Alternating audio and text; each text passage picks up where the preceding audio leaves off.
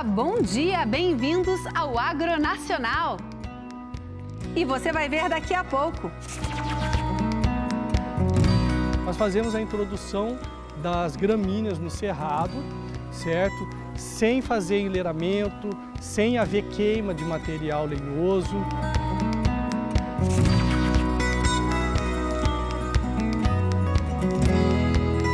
Eu acredito que o ser humano, como ele é parte da natureza, eu acho que só basta despertar o olhar para que essa convivência seja cada vez mais harmônica.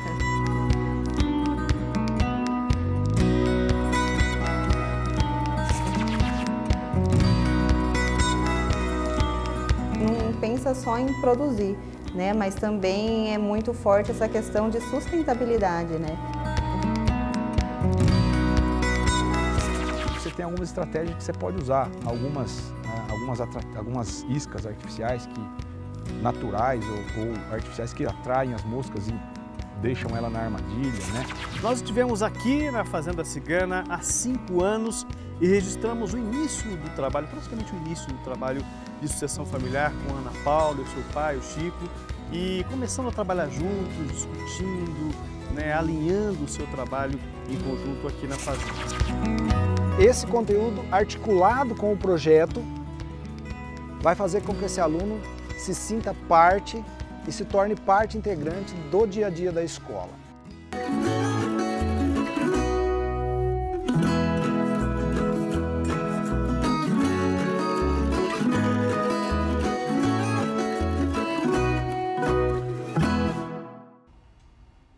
Olá, você está assistindo ao Agronacional, um programa da TV Brasil em parceria com o Canal Rural. Eu sou Jaqueline Silva e juntos nós vamos sempre acompanhar belas histórias e descobrir aqui muitas novidades sobre o universo do agro. Começando o programa de hoje, vamos até o Pantanal, em Mato Grosso do Sul, que tem se destacado na criação bovina com baixa emissão de carbono. Houve um aumento considerável da produção de carne orgânica e sustentável na região, principalmente a partir de incentivos fiscais. O protocolo da CNA foi desenvolvido principalmente para novilhas criadas no Pantanal, com idade máxima para abate de 3 anos. Além disso, os produtores fazem uso de fitoterápicos e de homeopatia nos animais. Dentre as raças que suportam as condições ambientais no Pantanal está a zebuína, especialmente a Nelore, que se adaptou muito bem à criação extensiva no bioma. Então o Nelore é a base genética do Pantanal, as matrizes são Nelores. E a gente utiliza aqui na Santa Fé inseminação artificial, tanto com Nelore, que começamos recentemente, mas com o Angus, para produzir animais para engorda, como essas novilhas que são orgânicas e são meio sangue Angus. Além da genética, o cuidado com a pastagem ocupa posição de destaque. Tanto que a Fazenda Santa Fé do Corichinho adotou um modelo inovador e menos impactante ao meio ambiente, a chamada pastagem ecológica. Nós fazemos a introdução das gramíneas no cerrado, certo? Sem fazer enleiramento, sem haver queima de material lenhoso, sem haver revolvimento do solo. Tudo isso faz com que você não tenha emissão de carbono nesse processo de formação do pasto. Os benefícios da prática são evidentes. Esses animais eles ganham mais peso por cabeça e mais peso por área também. Então o ganho de peso é maior, eles andam menos, se desgastam menos, gastam menos energia para manter a temperatura corporal.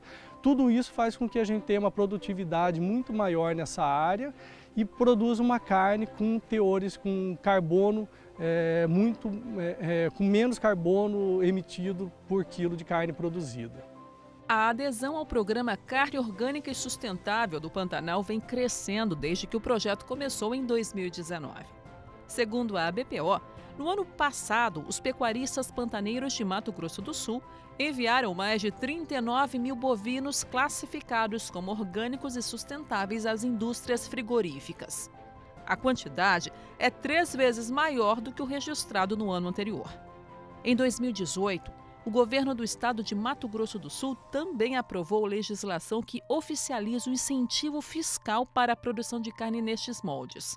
Assim, o pecuarista da região que se dedicar à produção de uma proteína sustentável poderá ter isenção de até 50% do Imposto sobre Circulação de Mercadorias e Prestação de Serviços, o ICMS. Já para aqueles que produzem carne orgânica, a isenção pode chegar a 67%.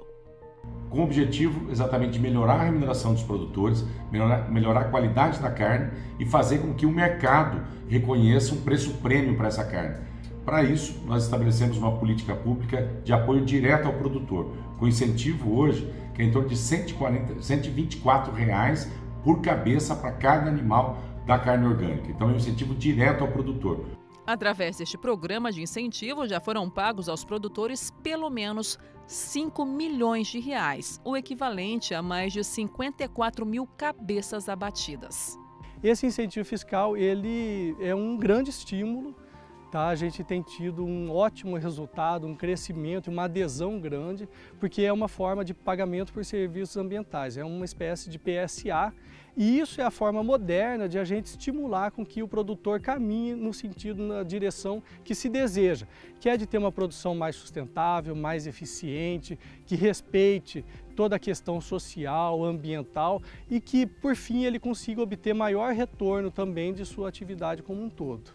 E se de um lado a sustentabilidade proporciona reconhecimento e ferramentas de estímulo e competitividade financeira, de outro, a infraestrutura ainda precisa ser desenvolvida na região. Pantanal ele é uma região que não a gente tem muita dificuldade pelas características do bioma de termos estradas, energia chegou recentemente, estradas vêm sendo feitas, mas elas são limitadas também, tanto na própria capacidade da estrada quanto no alcance de toda a região.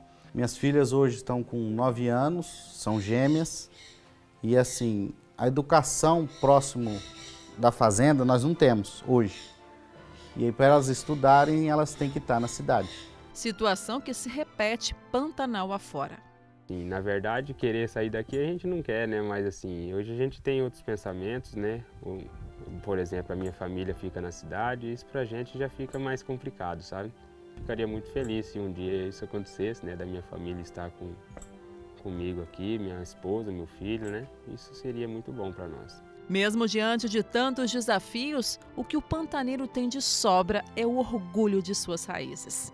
Homens de fibra que vivem na terra e pela terra. Eu acho que ser pantaneiro para mim, acho que é a minha vida, sabe?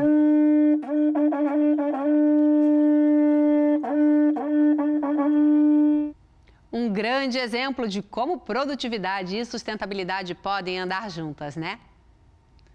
A gente torce para que a infraestrutura e as condições dos pantaneiros melhorem a cada dia. E agora nós vamos até o Parque das Neblinas, localizado no litoral norte de São Paulo, reconhecido como Reserva da Biosfera da Mata Atlântica. O parque abriga centenas de espécies, como a jaguatirica, o veado catingueiro, o gavião carrapateiro, a onça, entre outras.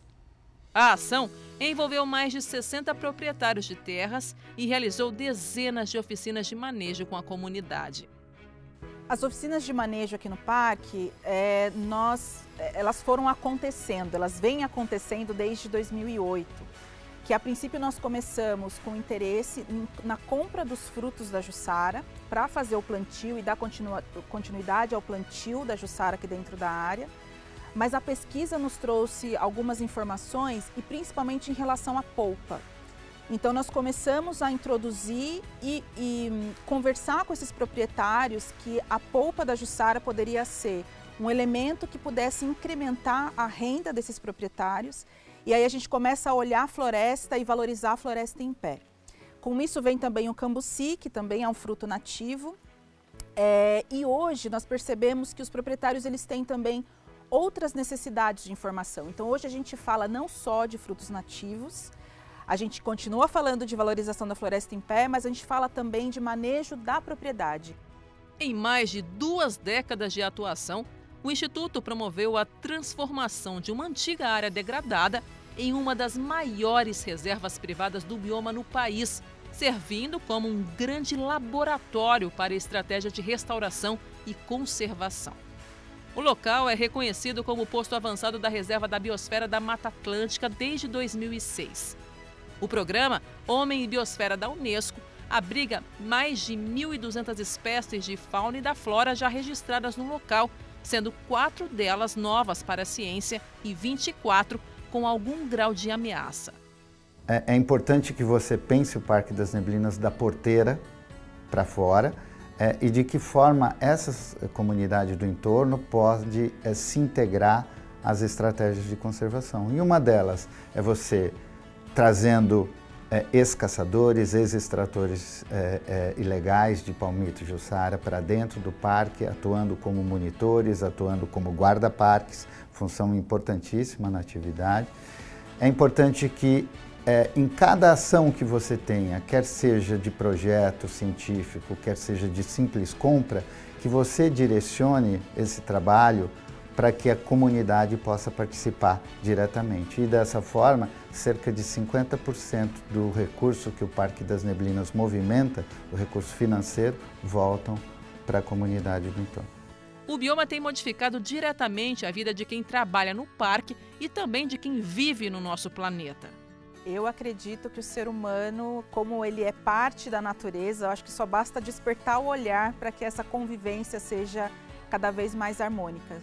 Então nós temos diversas tecnologias e que não são tão inovadoras, né? Se a gente for perceber, e são simples, né? Então existe uma forma simples de se conviver com a natureza, basta a gente observá-la e buscar essa harmonia aí, que é super possível. Um trabalho cheio de significado e recompensa. Trabalhar com os frutos da natureza, hoje em dia, para mim, é o meu modo de vida, né? É o que traz o sustento para mim, para minha família.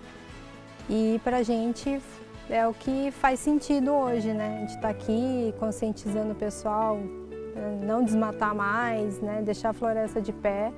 E a riqueza que a gente tem, né? A sustentabilidade ela é muito importante, com certeza. Não só para a gente, né? Mas para as próximas gerações, né? É muito importante o trabalho do Instituto Ecofuturo na gestão do Parque das Neblinas. E além de preservar a Mata Atlântica, o parque é também uma ótima opção de turismo sustentável.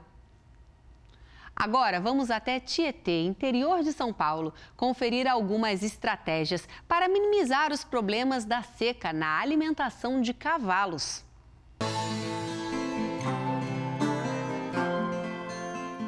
Quais as estratégias que você pode imprimir na fazenda para minimizar os efeitos da seca para a tropa, para os animais de lida, para os animais atletas?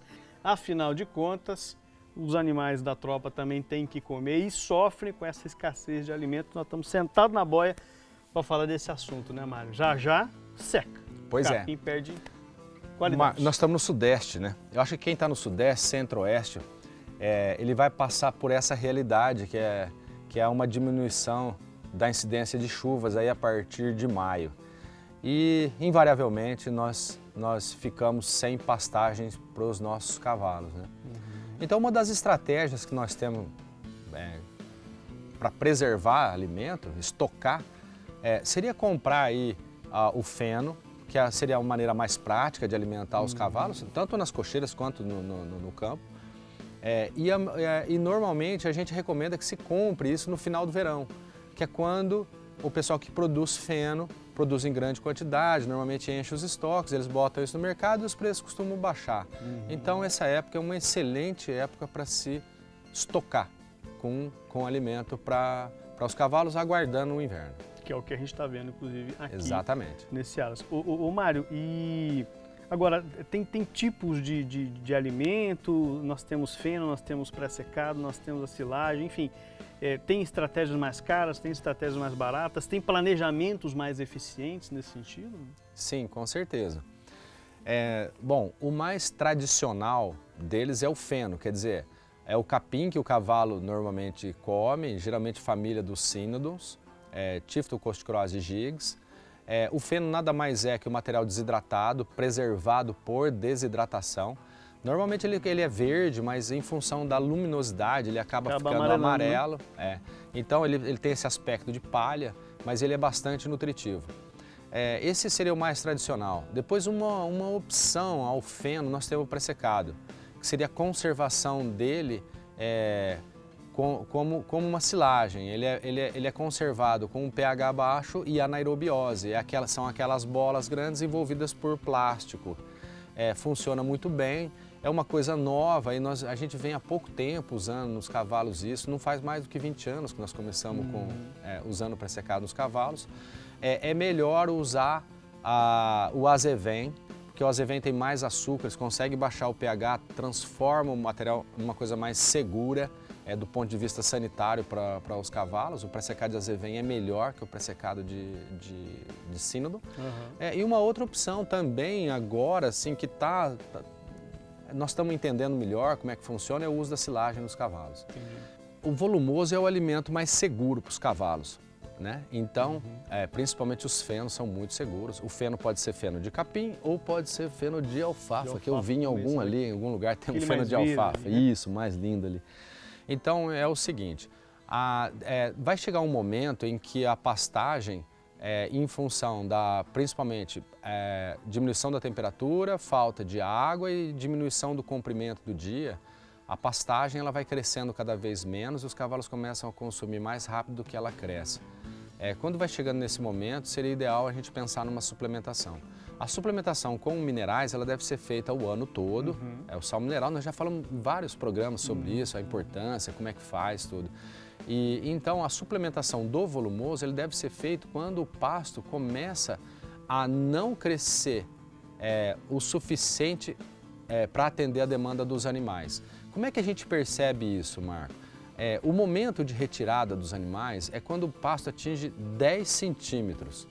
Quando a gente percebe que o nosso pasto chegou perto dos 10 centímetros e nós não temos outro pasto para mover esses animais, para fazer a rotação, isso é um sinal que necessita suplementação. Então, nesse momento, nós temos sim que fazer uso de alguns, no caso, feno, algum alimento preservado, né? Mário, agora você falou dessa questão do feno de alfafa. Qual a diferença dele para o convencional que a gente usa? Nós temos aqui, por exemplo? Temos, vou pegar um aqui para a gente ver. Porque existe uma diferença, inclusive perceptível imediatamente, de coloração. Ele é um pouco mais esverdeado do que o feno normal. Né? Ele é um verde mais intenso, Marco, mas assim, o capim, logo depois que ele está feito, ele é um verde um pouco menos intenso do que esse, mas ele também é verde. Vai perdendo com o tempo. Né? Se a gente deixar ele na luz, ele também vai ficar amarelo. Mesmo assim, ele não perde tanta qualidade nutricional, ele consegue manter. Mas é bem diferente um feno de alfafa para um feno de gramínea, de capim, certo? Isso aqui é uma leguminosa. Tá. Então, isso aqui é uma gramínea, né, que nós estamos sentados em cima, é uma gramínea. Isso aqui é uma leguminosa. Isso aí tem teores de proteína, por exemplo, maiores. Sem dúvida, Então, assim, é de se esperar que um feno de gramínea, ele oscile, os melhores fenos, mais ou menos 10, 12% de proteína, os piores 5, 6%. Já a alfafa, normalmente a gente espera que ela tenha acima de 15% de proteína, e não é raro ver alfafas com 22, 25% de proteína. Então, isso aqui, a leguminosa, ela tem um teor proteico maior, tá? Mas não é só isso. A qualidade de fibra dela também é melhor. Então, a digestibilidade desse material é muito melhor do que a digestibilidade do feno de gramínea. Aminoácidos, ela é muito rica em aminoácidos, muito rica em minerais, é equilibrada em cálcio e fósforo, é um alimento excepcional. É mais caro? Tem que ser, né? Só que muitas vezes esse custo-benefício se compensa. Aí é uma questão de estratégia nutricional, nada que um bom técnico não vá lá conseguir fazer esse balanço e dar a melhor dieta pelo menor custo.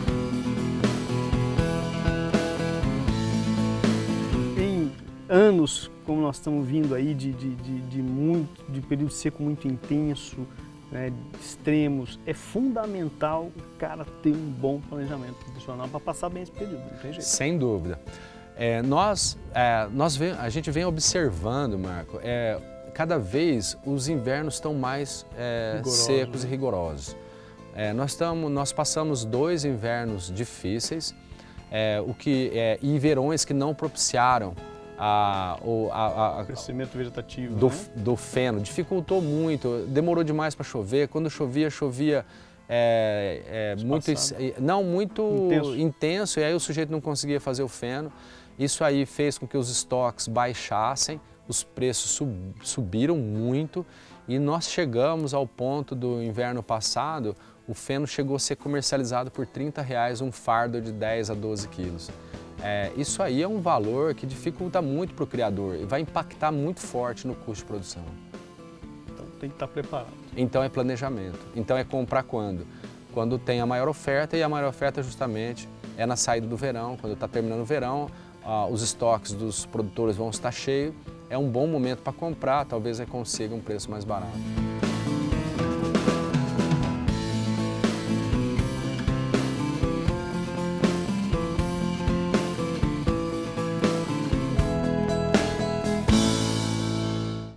Ótimas dicas para os criadores de cavalo que devem sempre estar preparados para os períodos de estiagem. E você vai ver ainda hoje. Nós estivemos aqui na Fazenda Cigana há 5 anos e registramos o início do trabalho, praticamente o início do trabalho de sucessão familiar com a Ana Paula, o seu pai, o Chico, e começando a trabalhar juntos, discutindo, alinhando o seu trabalho em conjunto aqui na fazenda. 5 anos depois nós estamos aqui de volta e a Ana vai mostrar um pouco pra gente do que mudou, do que evoluiu. Eu já te adianto, e você viu um pouquinho nas imagens aí, já evoluiu bastante, deu uma cara diferente. Ainda no interior de São Paulo, fomos a um frigorífico que reaproveita partes de aves, como penas, ossos, vísceras e peles, para a produção de farinhas voltadas para o mercado pet. Vamos conferir. Nesse frigorífico de aves que fica no interior de São Paulo e que também é um dos maiores do país, tudo aquilo que não vai para a mesa do consumidor que sobra durante o abate de frangos, como a pele, ossos, vísceras e sangue, são aproveitados e se tornam produtos importantes, contribuindo com a roda da sustentabilidade. Eles são processados internamente também, em um sistema específico para ele, E eles são gerados, então, as farinhas, Essas farinhas que são feitas posteriormente matéria-prima para a ração PET, dos cães e gatos, tá? Tiago me explica que existe uma diferença importante entre aquilo que é chamado de resíduo e produto. Dos resíduos sólidos industriais que nós temos, o mais comum e que é gerado em maior quantidade, sem dúvida, são os orgânicos.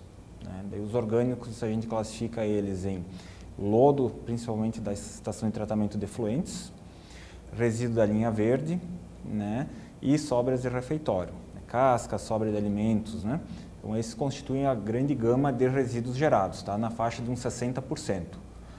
O restante dos resíduos a gente classificaria como sobras do processo, então que são penas, o sangue e as vísceras não comestíveis.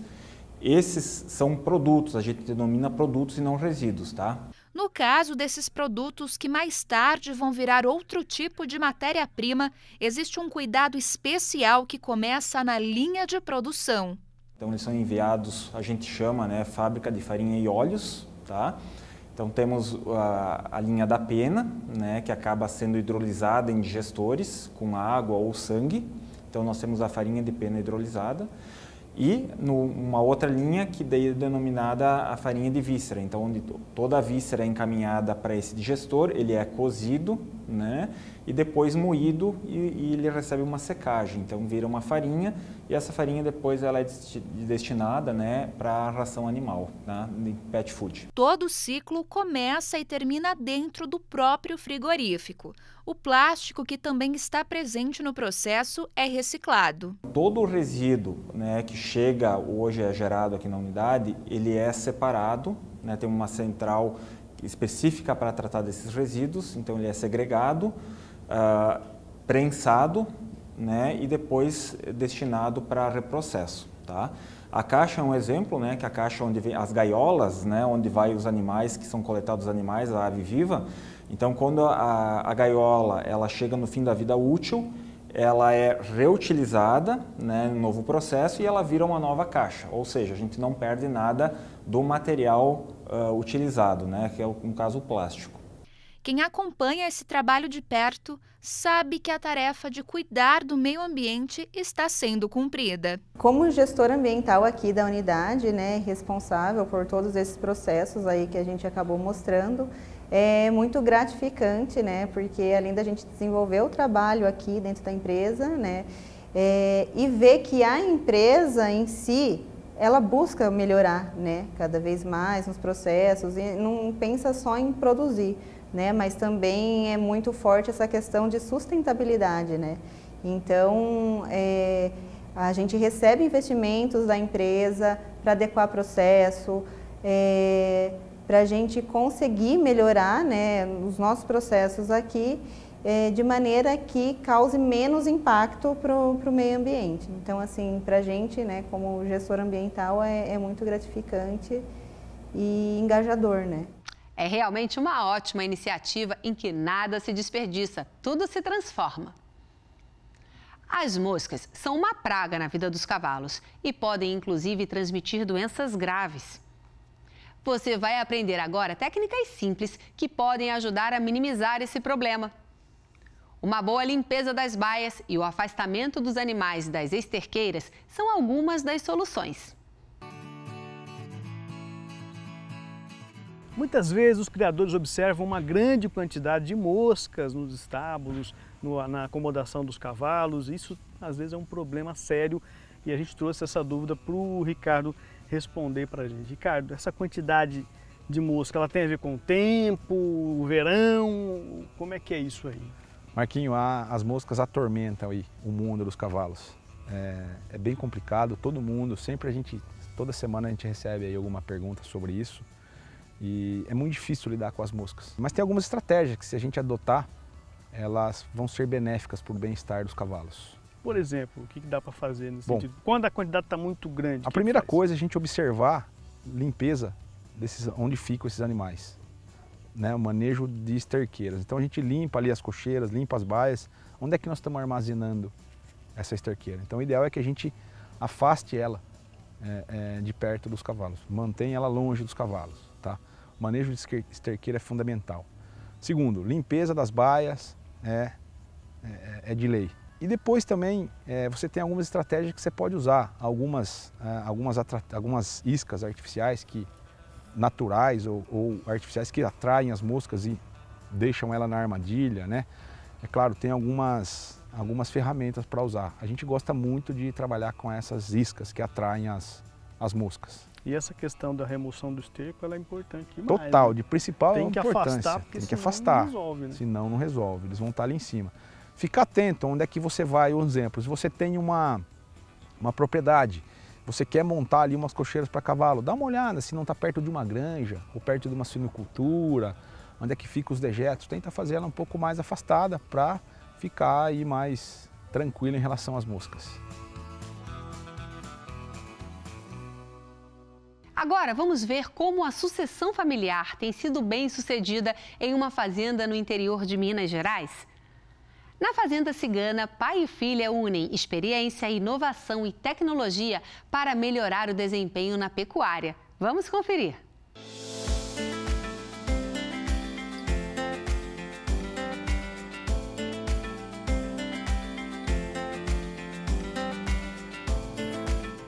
Nós estivemos aqui na Fazenda Cigana há 5 anos e registramos o início do trabalho, praticamente o início do trabalho de sucessão familiar com a Ana Paula e o seu pai, o Chico, e começando a trabalhar juntos, discutindo, né, alinhando o seu trabalho em conjunto aqui na Fazenda. 5 anos depois nós estamos aqui de volta e a Ana vai mostrar um pouco pra gente do que mudou, do que evoluiu. Eu já te adianto, e você viu um pouquinho nas imagens aí, já evoluiu bastante, deu uma cara diferente.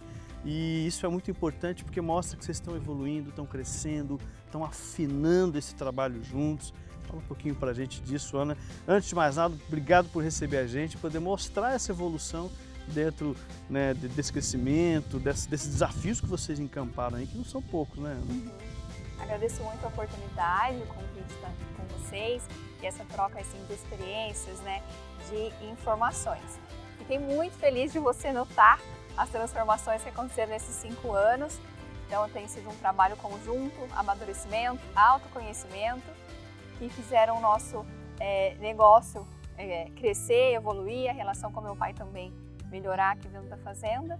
E temos muita fazenda, mas já estamos colhendo os frutos. Que legal. A Ana é formada em zootecnia e também mestre em produção animal, né? Isso. E ela trouxe esse know-how para acrescentar o know-how que o pai dela já tinha, um criador, um pecuarista muito antenado no mercado futuro, né, no ajuste fino dentro da propriedade. E aí somou-se a experiência com a inovação, com o que a Ana conseguiu estudar e trazer. Como é que foi isso? Porque na época vocês tinham um ano mais ou menos trabalhando juntos, né? Isso. E tinham desafios, né? E tínhamos desafios. Eu acho que, igual quando eu comecei a trabalhar com meu pai, eu falei que eu tinha chegado para somar. E ele tinha muito know-how, tem muita sabedoria, faltava isso em mim. Só que eu tenho muita força de vontade e muito conhecimento, né? Externo, porque eu morei nos Estados Unidos, no Texas, depois fui para a Austrália. Então eu já conheci o melhor que tinha fora do Brasil. E eu falava, por mais que eu seja pequena, comparada às grandes operações, pequenas operações que eu conheci fora, eu falei, a minha fazenda pode ser igual eu já conheci. Ela pode ter melhoras, maior rentabilidade. O que vocês fazem aqui? Qual é o sistema de produção? O que vocês produzem aqui? Então a Cigana ela é uma fazenda bem intensiva, né? Nós temos aqui o confinamento, eu falo que ele é o nosso coração, relacionado às outras propriedades, tudo acontece aqui dentro. E eu tenho uma recria a pasto, um confinamento expresso a pasto também, que às vezes a gente usa como semi-confinamento, que acaba intensificando, e o confinamento.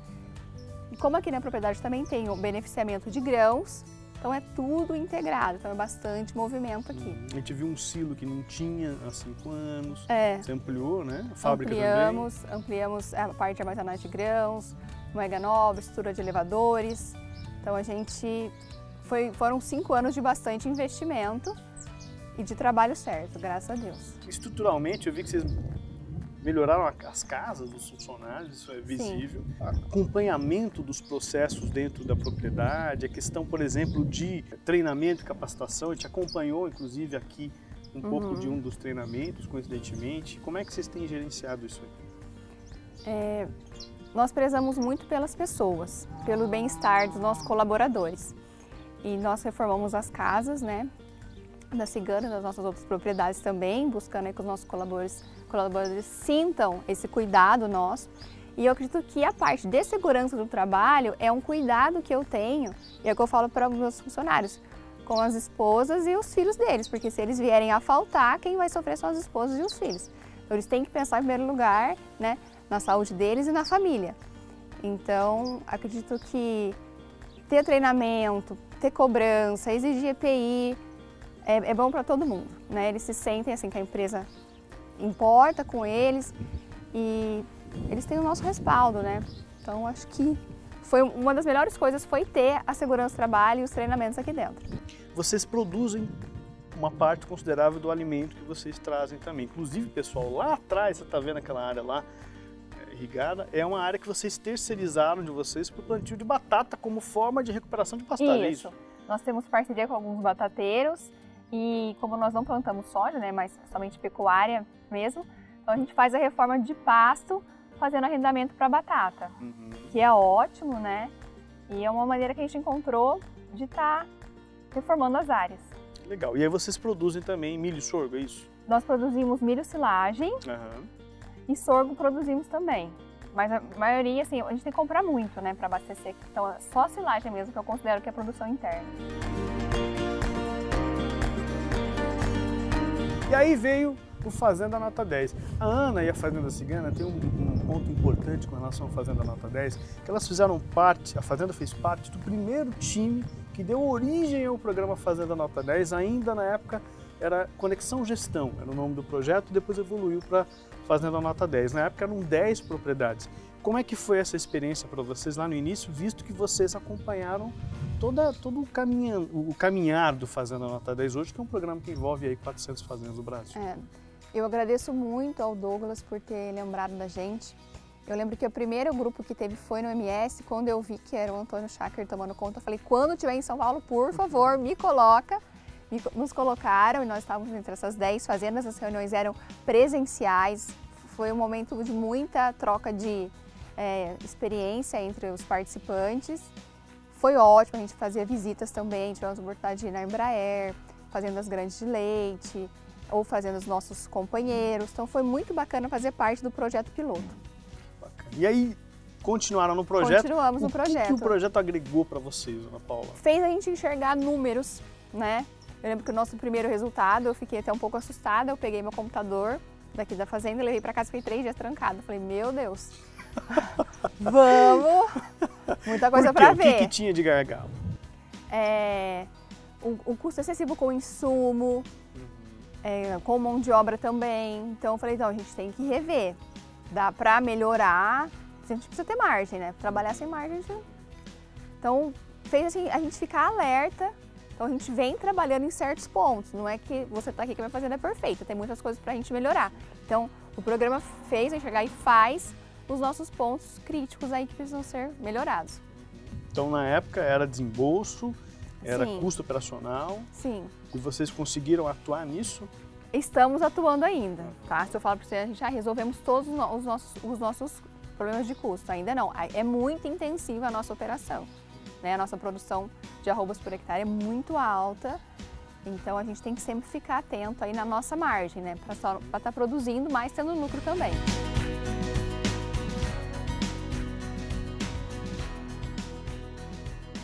Duas coisas chamaram muito a nossa atenção nesta segunda visita após 5 anos aqui à Fazenda Cigana. A primeira delas é a inserção de tecnologia e, como exemplo aqui atrás, a instalação dos painéis para geração de energia solar.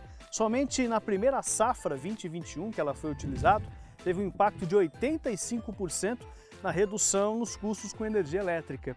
E o segundo fator, vem cá comigo que eu te mostro.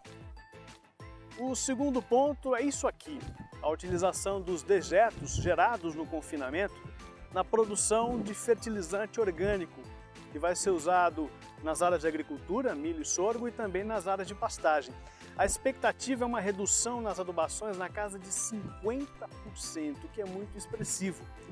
Tecnologia de lá, sustentabilidade de cá, gerando o resultado de alta performance da Fazenda Cigana.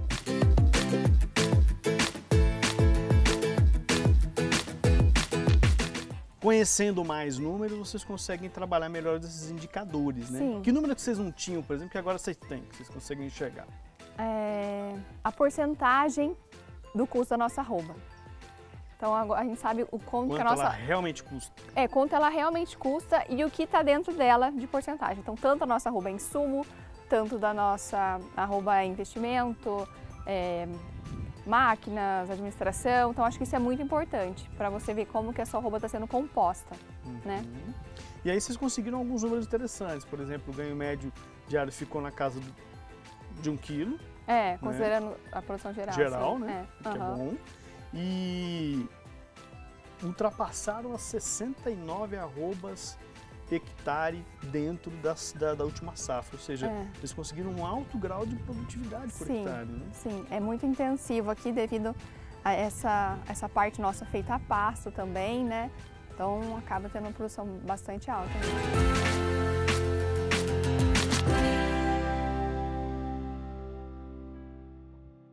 A Ana e o seu pai trazem um belo exemplo de como gerir bem uma fazenda, tendo bastante cuidado com a mão de obra, com os animais e com o meio ambiente.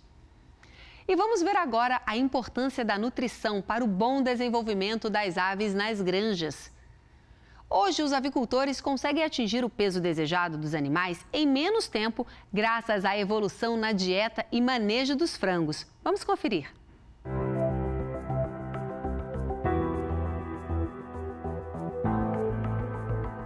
Uma pele sadia, uma carne macia e ossos fortes são resultados de uma nutrição balanceada. Quando a gente fala em balanceamento, a gente fala nos diversos nutrientes que são necessários para o crescimento do animal, o desenvolvimento da ave, né?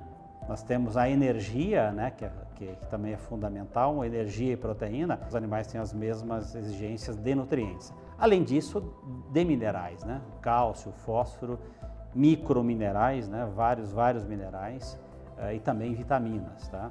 Essas são, em essência, o que seria o balanceamento de uma ração, o balanceamento desses nutrientes de acordo com a idade, com a fase de desenvolvimento da ave.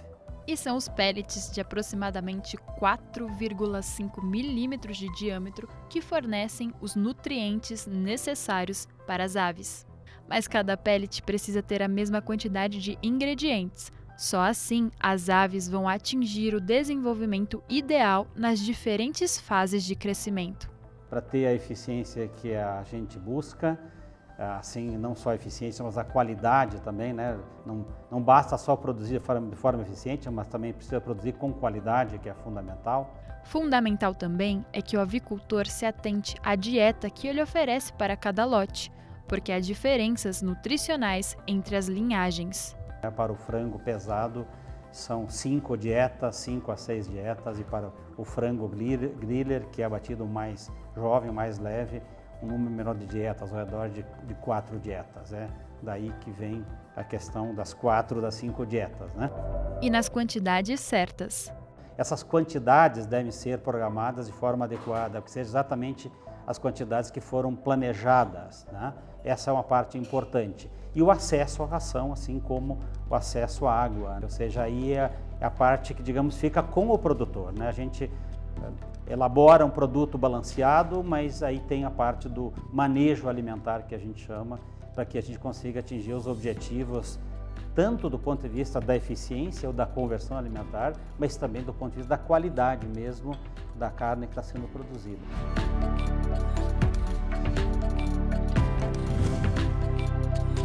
Produzir com mais eficiência. Hoje os produtores podem atingir o peso desejado dos frangos em menos tempo.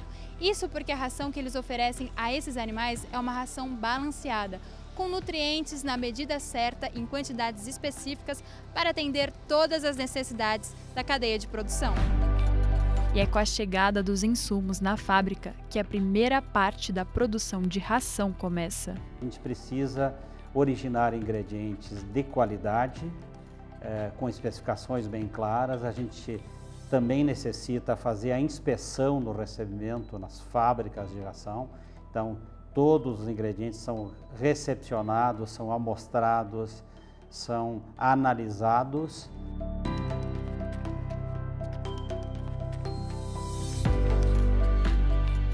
A segunda parte é a formulação das dietas. Essa formulação, ela é em função da composição dos ingredientes e também em função das necessidades dos animais. E as necessidades dos animais, elas vão variando à medida que o animal vai crescendo. Daí porque é necessário se fornecer várias rações. O terceiro aspecto fundamental é o tema da produção da ração, né? Ou seja, se eu estou falando de uma receita que é a fórmula, eu preciso falar um pouco do processo de produção, que seria, numa analogia com o restaurante, seria a cozinha do restaurante, né? Que começa por a moagem, que tem especificações bastante claras, precisa fazer a pesagem, que a gente chama de dosagem, e a mistura de forma eficiente, o processo de pelletização e resfriamento da ração e a expedição da ração, para que as rações sejam claramente separadas e que possam ser transportadas e cheguem na granja de forma precisa. E o quarto e último processo é o manejo alimentar. Não basta ter uma dieta balanceada, adequada, que atenda às necessidades dos animais, nesse caso das aves, mas é preciso também que seja fornecida, né? Seja feito o manejo tanto do fornecimento da ração quanto do aspecto ambiental, para que o animal, ou a ave, nesse caso, possa consumir de forma adequada, né? Então, o consumo é fundamental.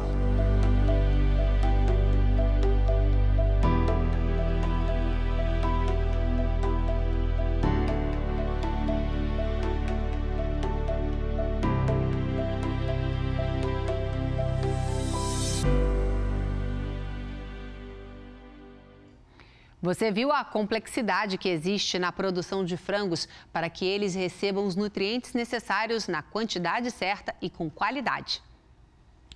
Agora nós vamos até o município de Braganey, estado do Paraná.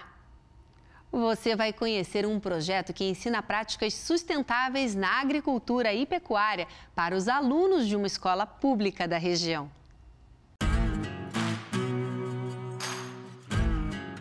Sou professor de carreira há mais de 25 anos. O Colégio Estadual de Longinópolis fica aqui no interior do município de Braganey, numa área que é totalmente agrícola e também pecuária, né? E nós atendemos alunos, o nosso público de alunos é público dos filhos dessas famílias que trabalham, ou trabalham no campo, ou trabalham diretamente ligados ao campo. A Corteva vem desenvolvendo um projeto sustentável na região e através do pecuarista a gente conheceu aqui a escola Longinópolis e se encaixa totalmente com o nosso perfil que a gente busca, né? Todo esse envolvimento com o agro vem da família, vem do meu pai, que foi pioneiro aqui na região de Cascavel. O meu pai sempre foi muito ligado nas questões de natureza e nas questões de reflorestamento. Mais recentemente, aí apareceram algumas oportunidades que a gente tinha dificuldade de conseguir espécies nativas. E aí apareceu uma possibilidade de um projeto da Corteva, né, que visava integrar a sociedade com a atividade pecuária. Né? E aí, então, essa escola que está muito próxima daqui, ela surgiu da possibilidade de uma experiência que eu já tive no Sul. Né? Eu pensei em agregar nesse projeto da Corteva, produzindo não só alimentos, mas produzindo plantas nativas para poder reflorestar o que o que o homem destruiu. Foi o seu Edgar que, digamos assim, indicou a escola para a Corteva, né? Trouxe a Corteva até a nossa escola. Nossa, a parceria com a Corteva é assim uma bênção para a nossa comunidade de Longinópolis, para Braganey, né, e para a nossa escola. Por quê? A instalação aqui, a Corteva vem promover a instalação, isso gratuita para a escola, né, de um sistema de irrigação, estufas para a produção de mudas, de frutas e mudas de árvores nativas, né, para promover ações de recuperação ambiental. Também vai fazer um sistema de irrigação na escola e recuperação de um poço artesiano, sistema de captação e distribuição de energia solar para abastecer todo o colégio e também fornecer energia para esse sistema de irrigação e esse programa. Para que isso se mantenha, para que o projeto que a Corteva está financiando e implantando na escola, para que se mantenha ao longo do tempo, a primeira coisa é trabalhar e envolver o aluno e a comunidade escolar. Né? Nós já temos o conteúdo da escola e esse conteúdo articulado com o projeto vai fazer com que esse aluno se sinta parte e se torne parte integrante do dia a dia da escola. Então, dessa forma, o projeto não vai ficar esquecido e vai ser um projeto aí permanente na escola. Algo que vai dar frutos e que vai inspirar outros projetos como o nosso aqui. São 110 alunos que estudam aqui na escola. Se nós conseguimos 10% dessas crianças captar a mensagem que nós queremos da agricultura, da sociedade em geral sustentável, daqui 10, 20 anos nós vamos ter um mundo melhor. Então esse é o principal ponto que a gente vê desse projeto social, trazer algo sustentável para o negócio da pecuária e da agricultura brasileira. Eu, Flávio, vou falar não só do Flávio, mas vou falar em nome dos professores, dos funcionários, né, de toda a comunidade escolar. O nosso sonho, é o meu sonho, porque eu sou o professor, que estou o diretor, e amanhã, de repente, esteja na sala de aula novamente ou fazendo outras atividades.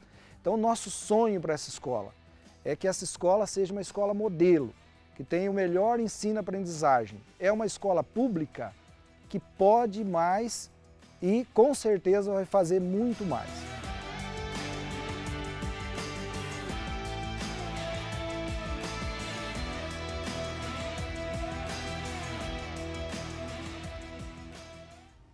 Tomara mesmo que esse projeto sirva como modelo para muitas outras escolas do país, né?